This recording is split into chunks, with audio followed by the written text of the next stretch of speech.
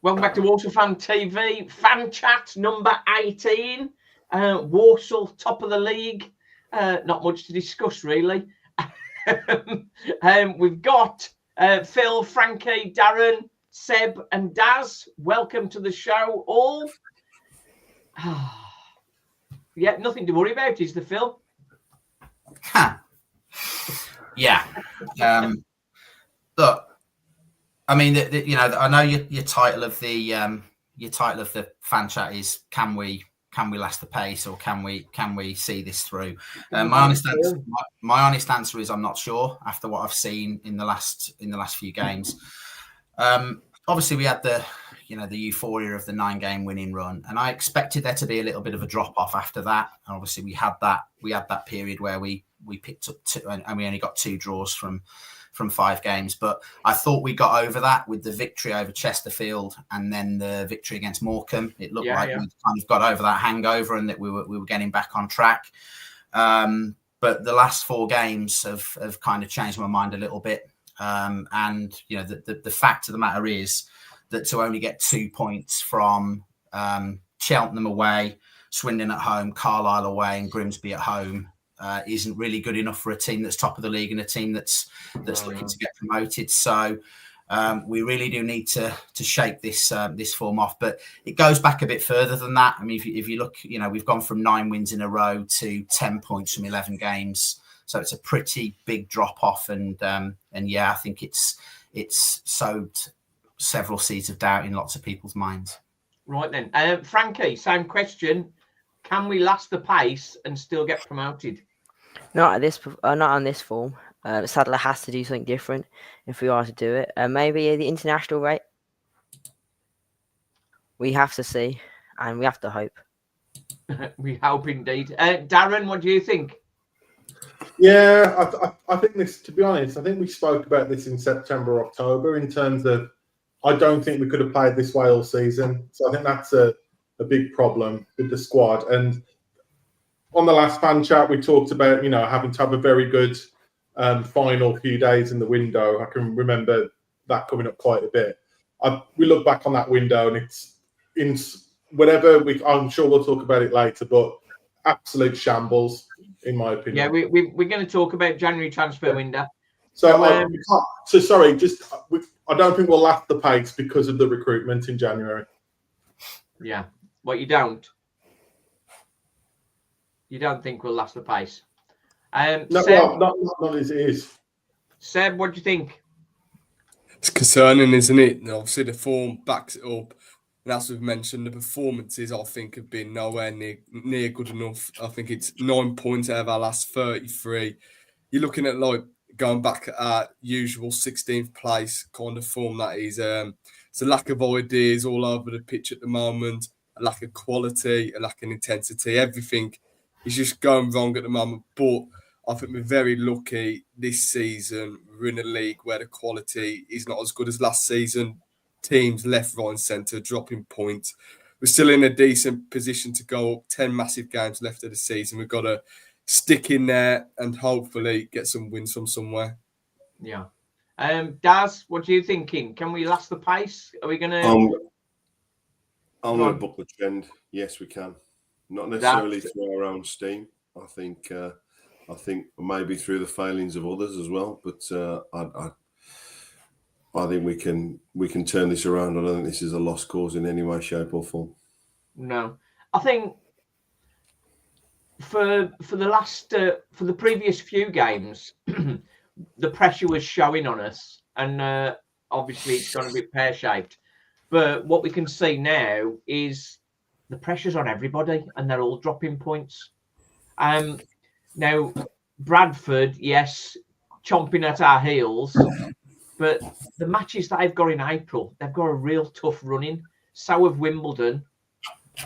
So I think we'll still be all right. But I mean, something as Frankie's alluded to, something's got to change. Something's got to change. So what principally do you think we should be changing right now, Daz? I think I think Darren has alluded to January already. I think we need some fresh legs and some fresh minds. I think we need to get through Thursday and have a reset. We've got the international break will give us the window for a refresh, reset, replan, whatever it is. Try to get a result on Thursday and then get some rest. I think that mentally as well as physically, they're a young side, they're an inexperienced side. And if I was a manager, I'd take them out on the pop. I have to say, it's probably not the done thing, but what they need right now is a good night out, I think. Yeah, I understand what you're saying there. Seb, Ethan Wheatley, I want to talk about him. When he came into the side, everything was rosy, but when he played, we didn't have Jamil Matt, and we'd always look weaker without Jamil Matt in the side. Ethan Wheatley, that experiment of bringing him in and trying to throw him straight in like we did with Nathan Lowe, that seems to have not worked. Do you think we should abandon that? Do you think Ethan Wheatley is something we should just park as a bad job? Or do you think he's still got a part to play this season? He'll probably feel like it's a bit harsh. I think he had, 2.5 games to kind of show what he was about. He didn't really impress. I thought he looked very lightweight in what I saw, the way he kind of applied himself leading the line. But yeah, it could be another option we look into. But the worrying thing is we brought in 4 loan players in January and none of them are even getting to the side. So I don't think he'll probably feature from now until the end of the season unless we have a massive injury crisis. You know, Danny Johnson's 5th choice strike at the moment. So I would say he probably won't have a chance of getting in the side now. No, I think you're of the same opinion there, Phil, aren't you? I think from conversations we've had previously. Yeah, I think with Ethan Wheatley, I think if you go back to the old transfer system, he'd have probably been a player that you'd have maybe got on loan for a month or a couple of months. But obviously, you can't do that anymore with the way that the window works now. If you look back to when he came in, obviously we just lost Nathan Lowe. We by all accounts we tried to get Freddie Draper and didn't get him. And we did need another option up front at the time because Jamil Matt was injured and Josh Gordon was still coming back from injury. So he obviously came in, he tried him, it didn't really work, he didn't quite look up to it. So I don't think we'll see him again. But like I say, I think in the old loan system, it had probably been a player that would have come in for a month, seen how it went, and then you either keep him on or send him back. But obviously you can't do that anymore. Yeah. Frankie, what did you think when you saw Ethan Wheatley? He's not the greatest player, but he hasn't played enough of long football. So if we had at the start of the season and he had like a full long season to deal with, he might be looking better now, but he had to be thrown in the deep end. So maybe he might be good for next season, but he isn't what we need at this moment in time. Okay. Darren, do you think Matt Sadler perhaps spoilt it with him by throwing him straight in rather than sort of giving him a few minutes and then building his minutes? Because just throwing him straight into the starting lineup, I think maybe we expected too much from a very young lad. What do you think? Yeah, I think he was the low replacement personally, and then they saw that first couple of games, and then they panicked almost with the. Well, I still think we needed Harrison, but with Amanchi as well. I think they saw him in those few games and thought, oh, we need some more players in here. Personally, I didn't like. To be honest, I know he's a young lad. I didn't like his. I saw Dad at Fleetwood. I didn't like his attitude when he came off the pitch. He was shaking his head and walking off the pitch as if, I should be better than this. So I don't know if it's a little bit of it's a bit harsh. It's his first couple of professional games, but I can't see how he plays, to be honest with you. I don't know who he's going to get in front of in that squad. I can't see who he's going to, Daz, for a young lad sort of breaking through and going his first adult football, and he's been pampered at Man United, no doubt. It was a bit of a rude awakening for him coming into League Two. You think any different to the others, or do you think it's just not ready? I think one thing we didn't throw him in from the start. He came on. I think he did come on for Matt at Bradford, and Matt was injured, and then he started 30 minutes in, games while Matt was out. So it was forced a little bit. I think the other thing is we got sport with Lowe. We got somebody who was oven ready, who was above us in terms of level, above League Two in terms of level, and we've gone back to what is effectively the norm, for a first time loan. I recognise what Darren said in terms of attitude. It was both at Fleetwood and at Salford, but I think there's still a role for him somewhere. I think there's a lot for him to do, and he'll have to do it quickly. But we ain't scoring any goals. What we're doing isn't working, and you looked around on Saturday, and there was a shout for him to be on the bench, in my opinion. Yeah, the thing is, because the way we're playing at the minute, he has got pace, and I think in the appearances we saw of him, he had a couple of chances really. If one of them had gone in, I think we'd been having a whole different conversation for lots of different reasons. But what we don't see is what he's doing in training. Has it knocked his confidence? Is he sort of not up? He's just signed a new contract with Man United. So if anything's going to tell you that, yes, you've still got a chance here, boy, then that'll be one of them, wouldn't he? I don't believe it. I don't believe in coincidence, Simon. I don't believe in coincidences in football. That was deliberate from Man United, I think, in terms of the time he's having here.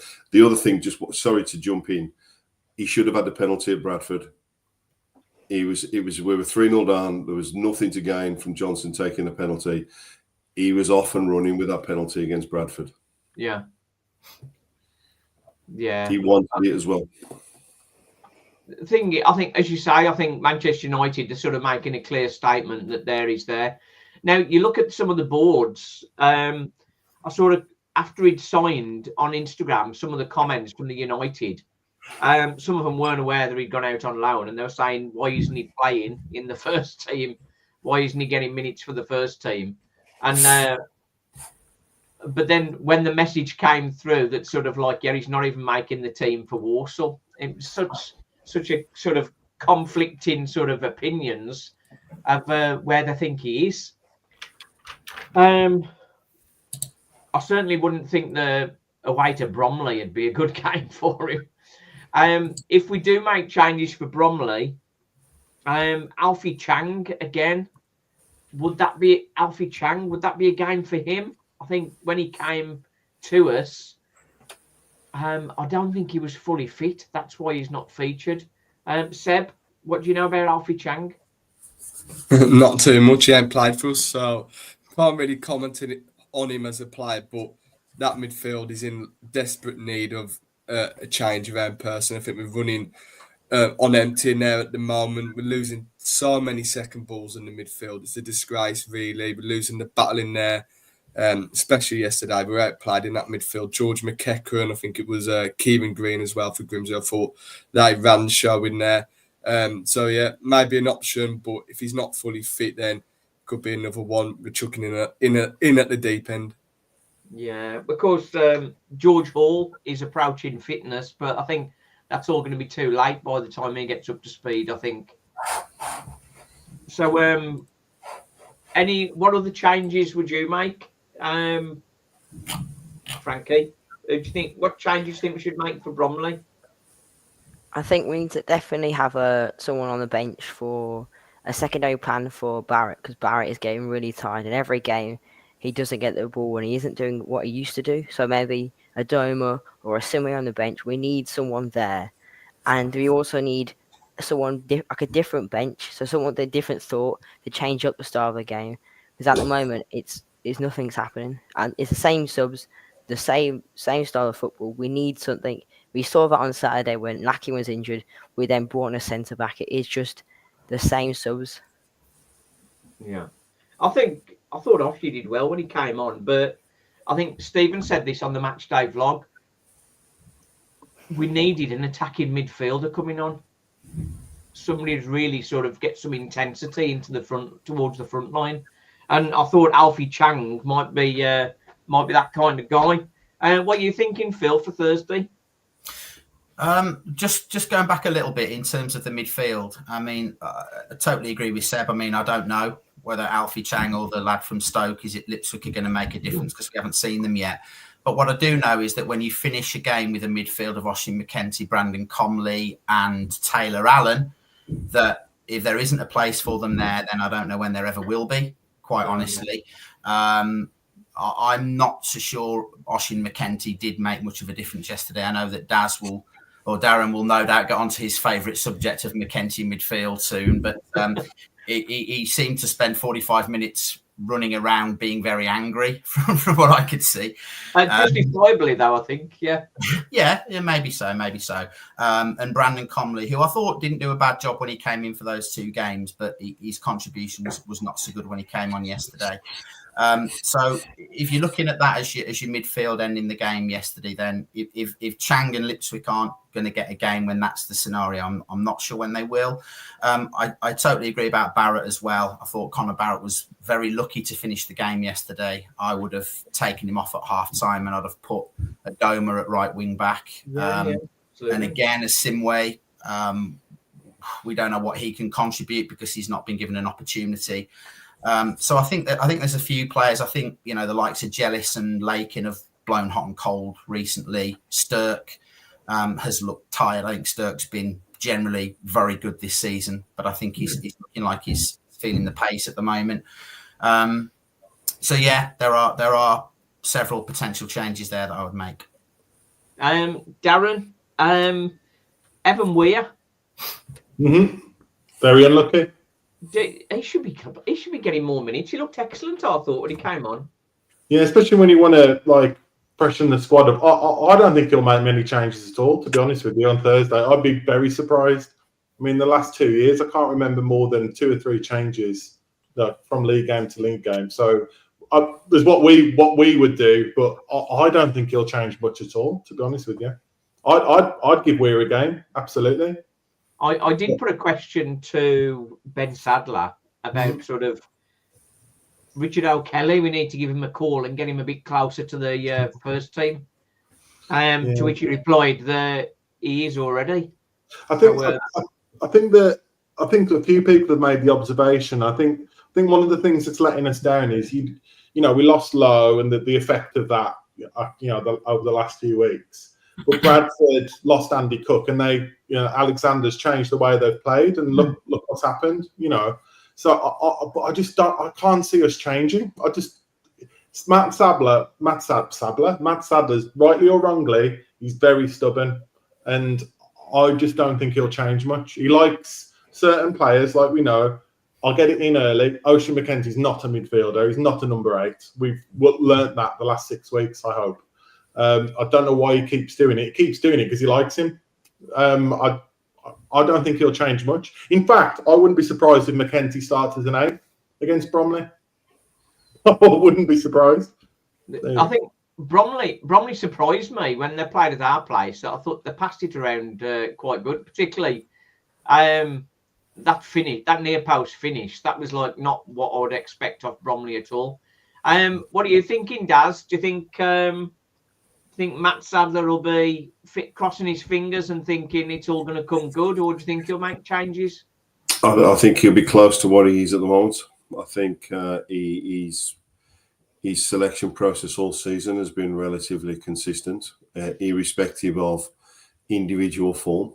He knows what his starting 11 is, and Darren just made me laugh with the McKenzie at number 8. It wouldn't surprise me either. It really wouldn't surprise me. But I don't think you'll see many changes. I think you'll see Jammer back in the starting lineup.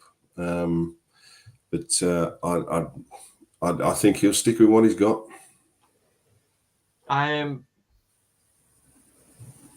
That's worrying, Annie. Seb, you probably agree with that as well, wouldn't you? Yeah, at the moment, I would genuinely question. I don't want to sound reactionary here, but I'd think about changing the formation. The wing backs are ineffective. they double up on both sides. So the way you combat that, you play a back four with two wingers on either side, go 2v2 and see what happens. Adama needs more game time, personally. I think he's the quality we might need from now until the end of the season. Not as a centre forward, though. Out wide, putting the balls into the box. I think Barrett's been way off it since probably Notts County on New Year's Day in terms of the way he kind of goes about his business at the moment. He's kind of half-arsed and everything he does. But no, I agree with you. I don't think he's going to make too many changes against Bromley, which is going to be a right tough game. I think Conor Barrett, I think everybody can see with the amount of games he's played and his drop-off in form, which I think his drop-off in form, I think is largely down to the fact that he's just exhausted. Because it is his first season as a full-time professional. He must absolutely be aching all over with the amount of game time he's getting. And we've got Nathan Asimwe, who, bearing in mind sort of defensively, we're sort of having a few challenges. Nathan Asimwe is more of a defensive-minded fullback. So I think Seb's right. I think Asimwe coming in for Conor Barrett and sort of going more four at the back, and then maybe playing Adama on the right in front of him. Or he won't change it. No chance. I think if he sticks, I agree with Seb, by the way. I'd like to see us change it. I would be amazed if he changed formation. Amazed. Well, the thing is, that's when you really win, isn't it? Because Bromley won't be expecting him to change either. Mm-hmm. So it's one of those sometimes spring a change on somebody, and it's not what they expect. If we did go 3-5-2, I think playing Adama as right wing back would give us a whole new element that we need, and he just needs the rest. And Liam Gordon, like Stephen said on Saturday, we're like 5 minutes in, and he says Liam Gordon's knackered already. Simon, let's be fair to both of them here, because they played a lot of games, haven't they? Yeah, Conor Barrett, as you've already mentioned, is pretty early on in his Football League career, and anyone who's played it will know that wing back is a really demanding position. It's a tough position. Yeah. And both Liam Gordon and Conor Barrett have had very few breaks or rests as the season's gone on. They've played a lot of games, and you can see that they're feeling the pace. And, I thought Conor Barrett was one of our best players in the first half of the season. I thought that difference that he was making on the right-hand side, that link up he had with Jellis was one of the biggest changes in the team.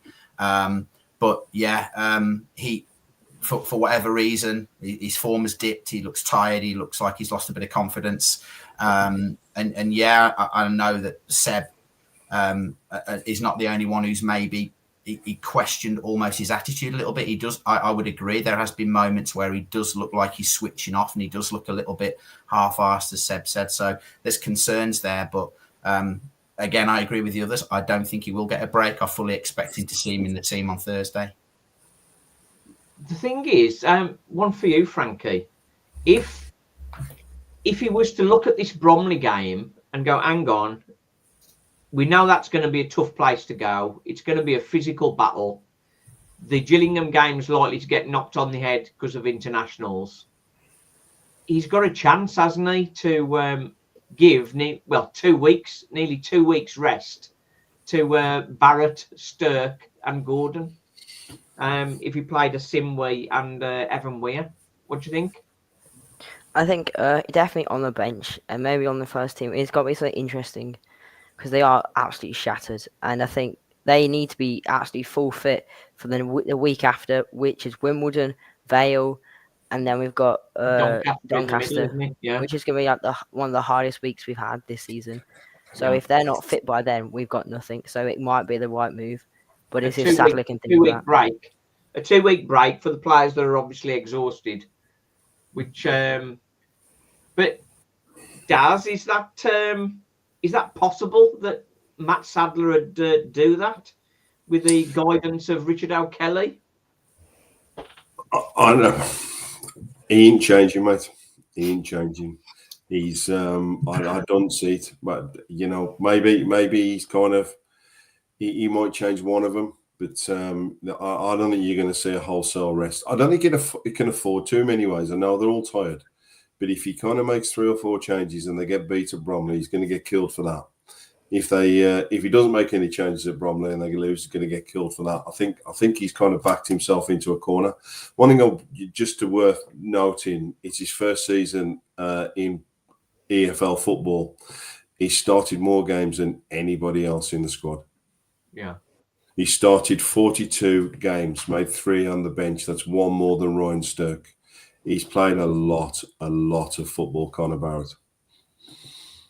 Yeah, it's tough at any age and any state of a career, isn't it, to play that many games? Jammer has played more games this season than I thought he would. When we brought Ellis Harrison in, I thought he'd be sharing minutes with Jammer. Frontline wise, what do you think we should be doing up front, Frankie? I think we've got to be a bit more. Have to think, because I do think Jammer shouldn't start because he looks shattered. But he also did what Sadler wanted on Saturday, so I don't know what to do. But it's up to him, and I think we've got to play Adoma, and Harrison played well with Adoma. But then we've got to think, if when Adoma has to and he starts, he can either start on the winger or start as a striker.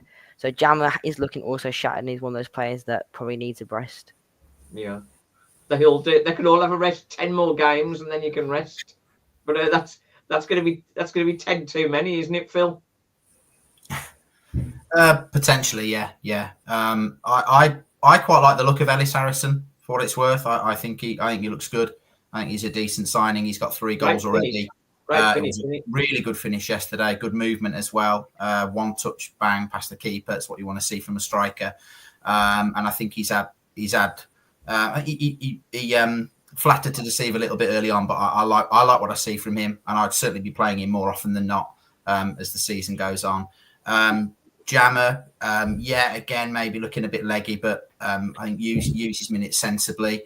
And inevitably we'll come to DJ, won't we, at some point? For me, a player who is still being underused and undervalued.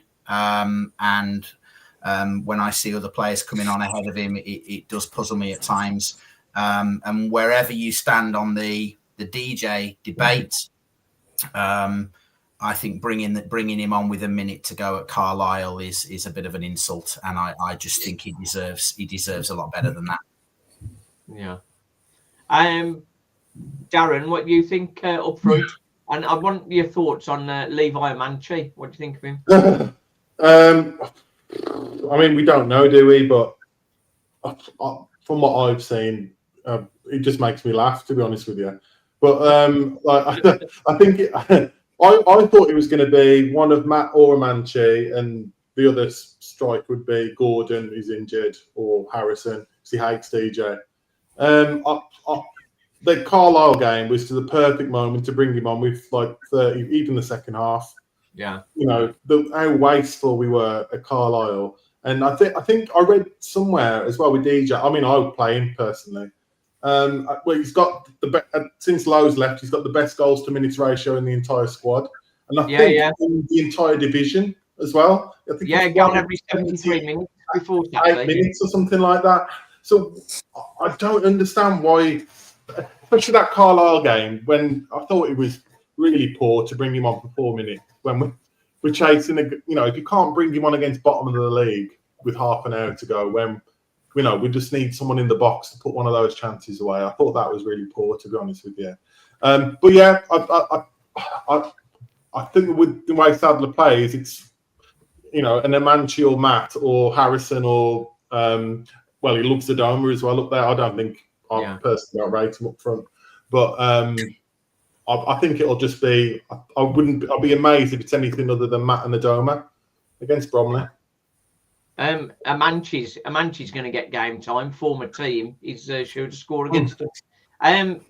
Seb, with DJ, What's your thoughts? I think it can't be just an upset with. I think if Matt Sadler had fell out with DJ, he wouldn't even be on the bench. I think we know he had a health condition or something, but I mean, there's got to be some health concern why he's not giving him more minutes. What do you think? I've got no idea on that, but he would, if I was the manager, he'd be one of the starting strikers. I would have Danny Johnson and Ellis Harrison leading them on. I think they're the two best goal threats we've got at the club, personally. Like Phil mentioned, I think Ellis Harrison looks a decent player in terms of his movement, his touches. I think he's a good all-round striker. And then you've got Danny Johnson. We know what he's all about. If he's got the service into him, and I think potentially, if we, like I mentioned, a dome off the right, we saw earlier on in the season that ball from a dome into Danny Johnson. I'd love to see more of that. He's always in the place to score. If he's fully fit and match sharp, he only needs a couple of chances. He's always going to score, and that's always been my opinion on Danny Johnson. I think he's a proper number 9, how a striker should play. You know, you look at the modern day game now. You know, strikers are used, ineffectively in my opinion. Get him in between the goal posts, and they're going to score. Personally, yeah, absolutely, I agree. Daz, anything to add to that? He doesn't fit. Sorry.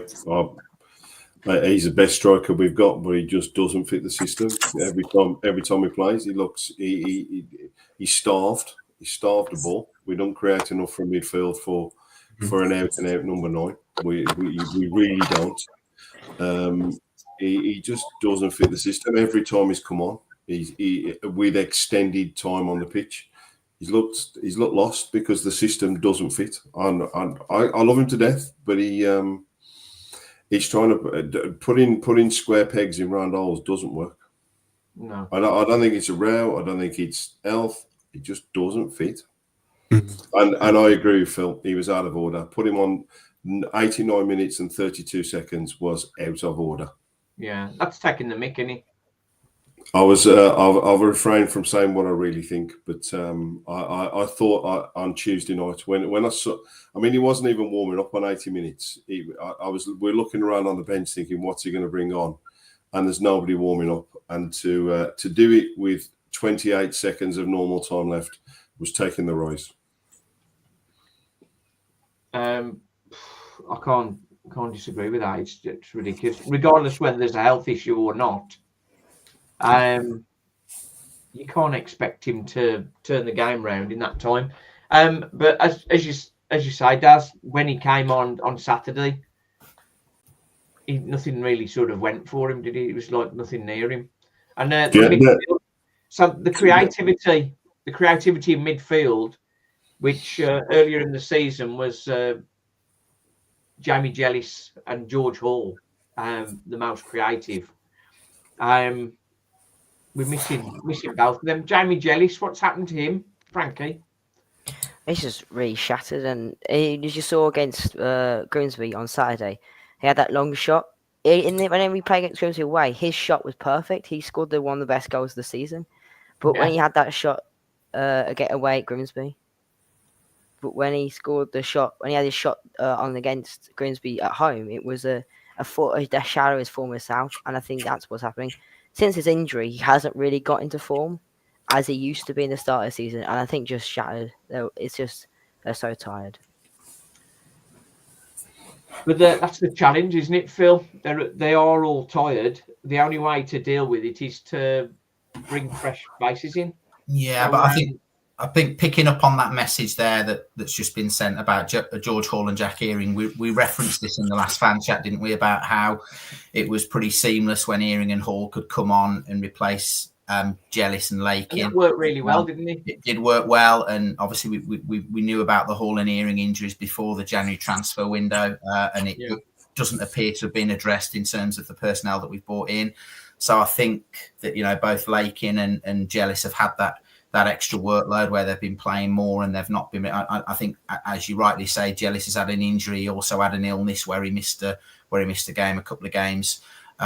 It's 46 league games is a long and demanding season. There's going to be peaks and troughs. There's going to be dips in form, and I don't want to go in too hard on these players, particularly again when we're talking about a player who's in his first full season as a professional footballer. So Jamie Jellis has had a lot more good games than bad this season, and there's a player there who's still got plenty to offer before the end of the season. In the January transfer window,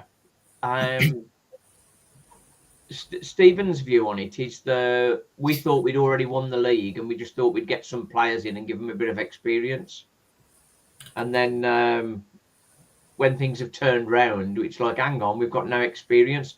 Because if you remember at the time in January, we were absolutely flying. And if you were trying to bring a player in, it's like, I want to send a player to you on loan. Is he going to play? You really couldn't say whether they'd get a game. Do you know what I mean? At that point, we couldn't guarantee game time for any player coming in because of how well the team was playing. Mm-hmm. Like we were just on the back of 9 wins on the bounce. Who's going to send a player who's going to sit on the bench for you as opposed to them? And I think that is maybe something that's not been covered as much as perhaps it could have done. But I mean, it was still a poor window when you got players who haven't played first team football or injured. So who's going to send a player who's not going to get an opportunity at Walsall rather than not get an opportunity at their own club? Crystal Palace, or was it Charlton, Birmingham City, not Stoke, whoever that. We've got enough of them. Yeah. It's happened anyway. Yeah. And, well, as you say, they're not getting a game anyway. But, I mean, what I mean to say is like an experienced midfielder from League One who wasn't getting regular game time and perhaps he's got a year left on his contract. That's the kind of player we needed in January. And what we've got is Lipswick, who's not played adult football yet, and Alfie Chang, who's coming off the back of a 12-month injury. So, like Lipswick, they're not going to throw Lipswick in these. There's big, high-pressure games, and he's got no EFL experience. They're not going to throw him in. Well, why? My question to that would be then, why bring him into the club? It doesn't make any sense to me. Why? But you may as well have bought me in on loan if that's the case. I can sit in the stand in a Walsall tracksuit, no problem at all. I know I'm being flippant, but that is essentially it, isn't it? Why bring him to the club if he's got no intention of playing him? I don't see the point. You might roll your eyes when I say this, and Ronan Mayer. At least he's creative, mate. Yeah. Ronan Mayer is a Walsall player. He's a Walsall player. Young and relatively inexperienced, yes. But he's been playing National League. He's getting man of the match performances. He's playing regularly. That surely, why aren't we getting him back and getting him on the bench? Can anybody tell me why? We've got Ocean McKenzie who can play as an 8, mate. No, you're right, Simon. I've got a friend who's a Tamworth fan, and he's been really impressed with him on both loan spells that he's had. I think he scored again for them, didn't he, in the week? And he's playing well. He's something a bit different to what the other options that we've got. He's creative. He's got an eye for goal. He's creative. He's slippery. He can beat a player. And I would rather have had Ronan Mayer coming on in midfield for the last 25 minutes yesterday than some of the other options that we went with. Yeah. Personally. I don't think he's... people say, he's too lightweight. He's very tenacious and very strong for a relatively small lad. He's probably happy as Larry playing for Tamworth and doing well there. Perhaps coming back to Walsall to just do 20-minute cameos is probably for his own development, he's probably happier staying at Tamworth, perhaps. But who at Walsall is watching him and saying, hang on, this is our energy that we're missing. Get him back here. Isn't that Byfield's job? I know the word I had is that nobody's watching him. Maybe they're seeing videos and they've got somebody reporting back, but Byfield's not going to watch him. Sadler's not been watching him. Who is watching him? And we've got a squad that, like, we're just going through them, aren't we? Barrett, Stirk, Jellis, Gordon. They're all shattered. Jammer, shattered. They're all worn out. And the only player that we've got that we can bring in that's got energy and experience, I can only think of two players, Evan Weir and Ronan Mayer. They're both got adult football experience, and they'll be up for the challenge. Oh dear. So, I know Ram divides opinion fairly significantly amongst the supporter base, but Tuesday night at Carlisle, last 10 minutes would have been an option. Yesterday would have been an option. To not have that option because you've sent him out on loan, and yes, it's good for Ram's long-term development, but let's be honest, it's short-term Walsall right now. It's absolutely, and we talk everything else goes out the window. I think his loan spell's up now. It'd be interesting to see if he gets renewed, but I'm sure his loan spell's up now. He would have been an option in the last two games. People keep talking about Matt Sadler not having a plan B. He's the kind of player that he's the plan B, isn't he? Mm-hmm. He's a different kind of player. Him and Alfie Chang, they're a different kind of player. Talking Matt Sadler. Sadler is our king, and everybody loves him when we're winning. When things are not going to bad, we're not going well. It all changes again. Frankie, Matt Sadler, what's your thoughts at the minute? He's as a season as a whole, rather than just last 2 weeks. He's not like it is a miracle that he has done what he's done. Like, there's no manager in this league that could do that, and he can be a good manager, but he's very, very inexperienced, and I think that's his biggest problem. He has no experience in this situation or any situation he's been in. So there is a possibility he could be a great manager. There's also a possibility that he was just got lucky and got a championship level player, and that's why we're here. So it is up to him to see, and he has to earn his money because he gets paid for this, and he's getting. So if he can get paid, if he earns his money, then fair dues. But this is where good managers are made in the toughest situations. Yeah. Seb, thoughts? Well, he's done a good job, hasn't he? The top of the league, but like you just said, this is where we see if he's a good manager, if he can get us over the line. It's all well and good getting us into this position, 36 games, but you don't get promotion at this time of the season. You don't win a league title. And, like I mentioned, there is a definite kind of will to play from him from the players. You cannot fault that. But I do have to question if he does have a plan B. There is just no plan B. And every good manager has a backup option, a plan B, plan C to go and win games. And I just don't see that at the moment. I thought his post-match interview as well was embarrassing. A lot of the performance yesterday, I was not happy watching that yesterday. And yeah, he's got to get the job done now to get us promoted over the line. Hopefully he does it, and we'll be behind him for the last 10 games. But he's got to change it. It's got nothing to do with the fans about the edginess in the stadium yesterday. I thought the supporters, like they've been all season, they've been class. It's now time for the manager and the players to step up. Simple as. I agree. Phil? Someone just put a message up there about someone on the panel said about giving their head a wobble. That was me, guilty as charged. So I'll own up to that. But can I just say, for clarification, I said anyone who thought that Sadler should be sacked at that point of the season, which I stand by. Look, I think as others have said, ultimately he'll be judged on where we finish the season, not where we are now.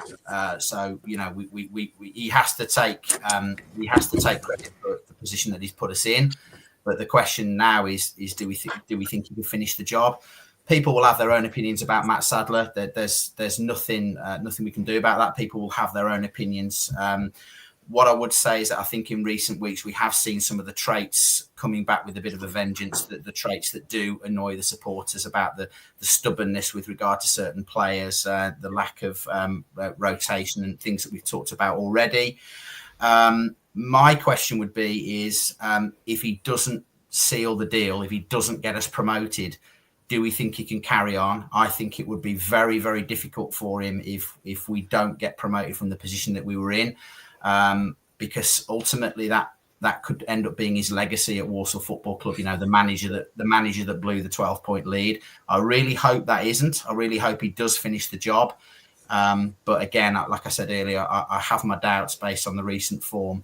But he's got 10 games to put himself in a unique band of managers who've got Walsall promoted, and I genuinely hope he does that. Yeah, Darren.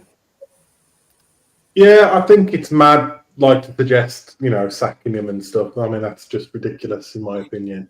But as you know, I've always been a little bit. I just find it hard to take to the style of football personally. That's just my own personal opinion. It's been very effective, but I think again, when we talked in September and October, I think we raised the point around. I don't think they could play that way for the whole season, and it seems that way. How often have we said they're shattered tonight? Yeah. So I worry about the fact that we don't have that plan B. Seb said as well. Sadler seems to have a very set way of playing. We would be eviscerated in League One playing like this.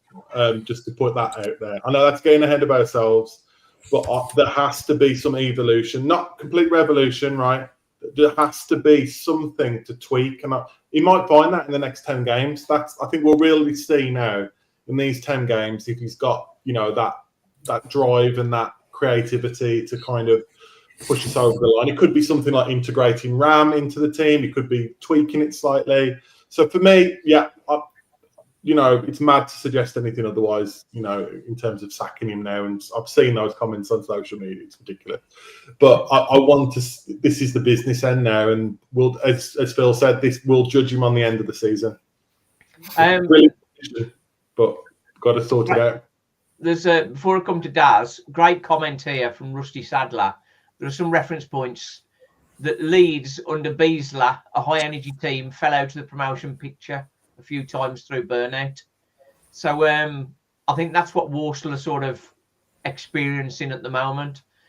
It's a difficult one though, Daz, because keeping a settled team really does reap rewards. But keeping a settled team to such a point they're all burning out is the challenge, isn't it? I think he'll be a better manager for this experience. I think there's a lot of learning he'll do on the back of this, and if we do get promoted, he'll need to be as well, for what it's worth. Yeah. I worry that we talked about no plan B. I think there's a stubbornness there. I think there's also a loyalty to players that is there, and both of them may well be his undoing if he's not careful. I think sometimes he's got a belief in the way he plays that he's clear. He's got a belief in the players he picks, and sometimes you need an option. And I don't think I think he's too stubborn and too loyal for his own good at times. Yeah, I think the only real sort of change he sort of seems to have is bringing on the randomness of Levi. He's one of them, I think. thing is, good managers are brave managers, and you've got to make that change. And we think against Cheltenham, just without going into overall detail, that Tuesday night, I was in the middle of the most stressful time I think I've ever had, due to an email attack. And I went to that game thinking I've got my ticket already, even though I was sort of in the middle of sort of turmoil. I sort of went to the game anyway, and then we were 2-0 up, and it was like, oh, this is just what I need. And then little did I realise. But what happened in that game, Mike Flynn threw the dice, didn't he? And threw players on. And Matt Sadler just sat there or stood there with his arms folded, so like, oh, we'll be all right. When he's got Harry Williams, a Simway on the bench that could have helped to steady the ship, particularly after the first goal went in. And then again against Carlisle, wasn't he? Yeah. Bringing a sub on during the 3 minutes of injury time just to run the clock down a little bit. Yeah. And we didn't do that either. Like, that is the cuteness of experienced managers. But I mean, he's got to. Matt Sadler is a very intelligent guy, and I think we can't underestimate what a great job he's done forming a real team ethic. But he's got to have studied other managers. He's done all his coaching badges. He's got to have studied all of that. He knows the games to play to sort of get yourself over the line. So why has that evaded him at that point? Anybody jump in with that? Flynn had got nothing to lose. They were 2-0 down. They needed a result. Flynn had got nothing to lose. And you know what Flynn's going to be. He's always going to throw people on. I'm surprised he hadn't got somebody on in the first half for what it was worth. And I drove home from Cheltenham thinking, should he have made a sub? But we were comfortable. We were as comfortable as you get. We had him playing at arm's length. He got everything right against Cheltenham, barring, I think Liam Gordon went to sleep on a deflection that fell to George Miller. And even then, you know, you talk about, well, we need to bring a substitute on. If the linesman gives the foul that was on Connor Barrett, instead of then giving the foul against Connor Barrett like a second later, it's the 93rd minute. We've got the ball in Cheltenham's corner. We're going to see it out. You know, he was just one deflection and one poor linesman's decision away from winning that game comfortably. Yeah. Comfortably. So at Cheltenham, we were comfortable. Cheltenham pushed, but we had them at arm's length all day. So Cheltenham had got nothing to lose. Flynn had got nothing to lose. So I'd defend him. I'd defend him fully on that. So you think he was right not to make a change then?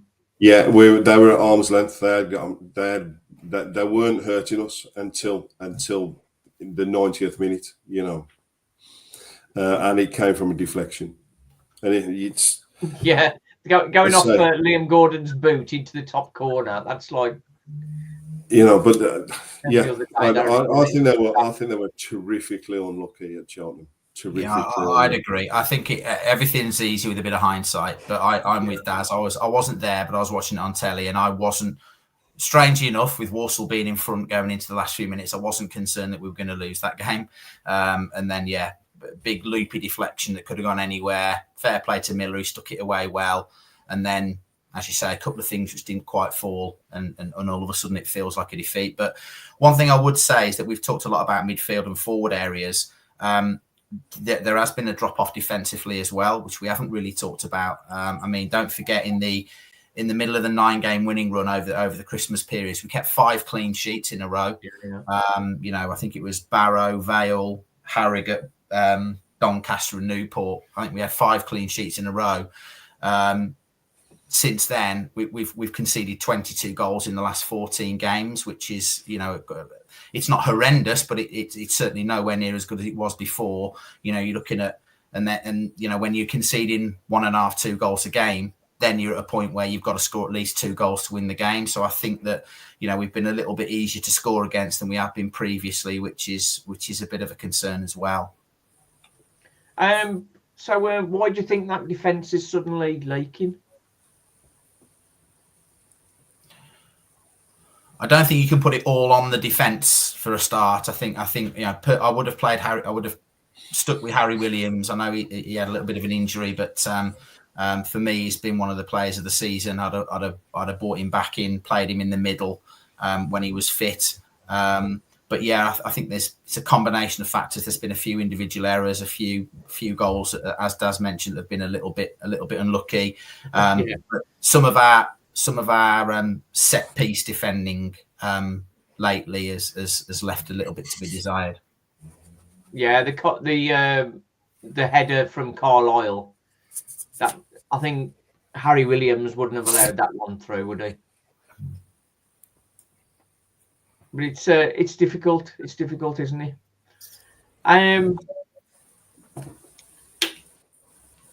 So defence, would you change the defence at the minute, Daz? I think it's slightly more complex than that. I think teams are playing in different places in the second half of the season than they did in the first half. I think with Lowe, Matt, Lakin and Jellis all buzzing, and the way we pressed, teams played a lot of football in their own half. We saw a number of managers complain that they dominated possession and dominated the game, and yeah, they did on their own 40-yard line. I think teams are playing in different places. To us, they're not overplaying at the back, and I haven't looked, but it feels like teams are probably 15, 20 yards further forward in the second half of the season than they were in the first. Yeah. Well, the pressure's on, isn't it? They've got to push, haven't they? We're getting to the sharp end. Teams have learnt as well. It would be naive to think that teams are not going to try and learn how we play. Well, the thing, because playing with wing, and that's the thing where perhaps formation change might help. Because our wing backs like to push on, and everybody we're playing now is knocking balls down the channels behind them, and to good effect. And all those videos of Walsall are unbeatable don't feel quite as nice to watch now, do they? Seb, so before we finish, are we gonna get ourselves promoted?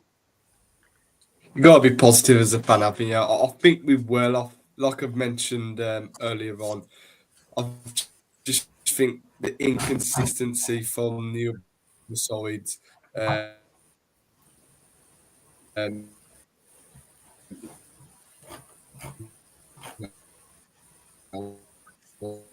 We just lost you a little bit there. I'll go to the next one. Evan Weir, are you going to put him in for Thursday, Phil? Potentially. Didn't he? Yeah, I like Ethan Weir. I think he's done well in all the cup games that he's played. I don't think he weakens us when he comes in. But I can see a place for him on the left side of defence. I think there'd probably be other changes I'd make before bringing Ethan Weir in, but he's certainly another player that you could say has maybe been a little bit unlucky not to have played more games.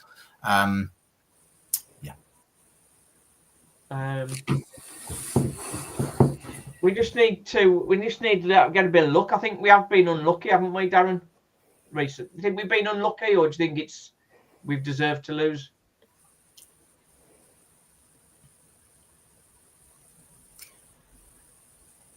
That's to Darren.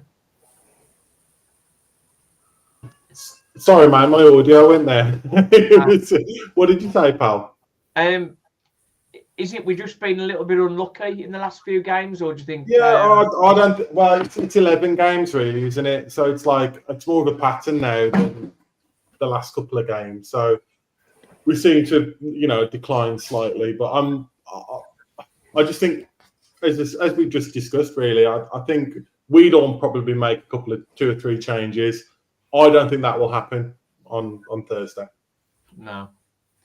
Right then, just to finish off, was great to see Ray Graydon on the pitch on Saturday. Obviously, a legend for Walsall, and one definitely we'd like back right now. Get him sitting alongside Matt Sadler, perhaps. But yes, time for Walsall to make a few changes and give people some rest. And as we said earlier, if the Gillingham game is called off, that might give us the breathing space we need. Final word, Phil? Final word. Can I just go a little bit off tangent with my final word? For the Swindon game, as you know, I wasn't in the regular seats for the Swindon game because I had a group from my school who did a match visit. And I just want to give a shout out to Adam Davey and his team in the community program. Adam's great going there. Yeah, I mean, once again, I've done several of these match visits with various schools that I've worked at, and the kids had an absolutely brilliant day. They got looked after brilliantly. They had a wonderful coaching session before the game.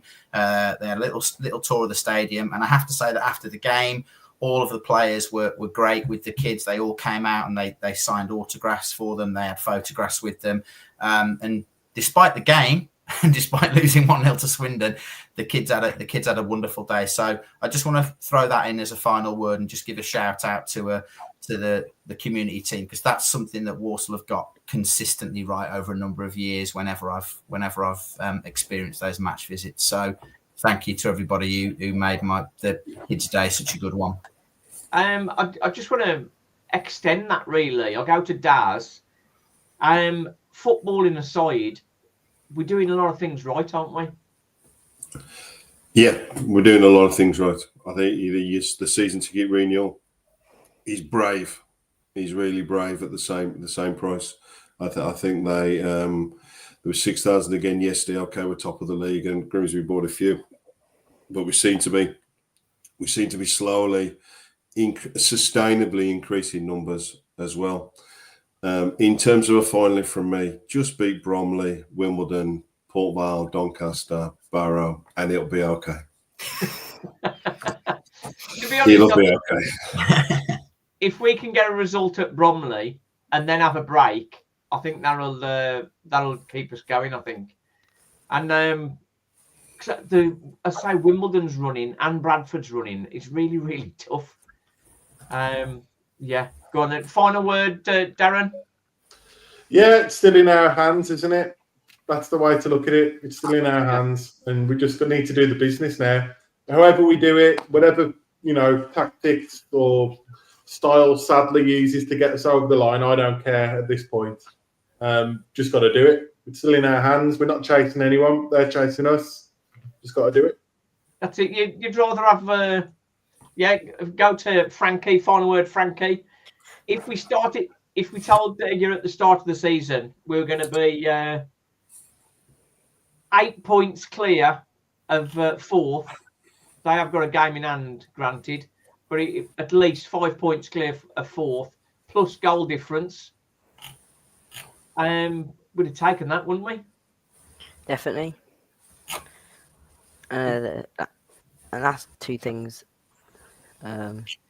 One, we might not finish first, and I don't think that's at the moment. That's not the main focus. And second of all, if we can get through, excluding the Gillingham game, if we can get through the next 4 games, and we can pick up at the most 6 points, 7 points, that is an achievement, and I think that's what we need to look at.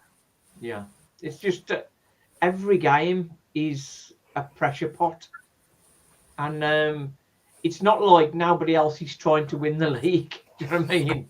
It's like people have seen how well we've done. It's been well documented because of how well we've been doing. So there's lots of focus on you. And when you're top of the league, it's everybody's cup final to try and beat top of the league. There's so much pressure on there, on such a young team. And as we say, a couple of wins, and we're almost touching it. Yeah. Right then. Thanks, everybody. Thanks for joining us. Walsall Fan TV. just clicked past 2,500 subscribers. So thanks to all those that have subscribed. If you haven't already, press that button and join the journey, the joy and the pain. But that's what it's about. Football is about the joy and the pain. It would be terrible. Well, I don't know whether terrible is the word. It would be terrible if you won every week, wouldn't it? You'd sort of get. No, you wouldn't. No. Me neither, really. It'd be nice occasionally. The 9-game winning run, it was like you turning up at the stadium, think, yeah, we'll win again today. Yeah, we'll win again today. It's nice. Right then, thanks for watching, everybody. Thanks, guys. You've been brilliant. Cheers. Cheers. Need to shoot, Simon.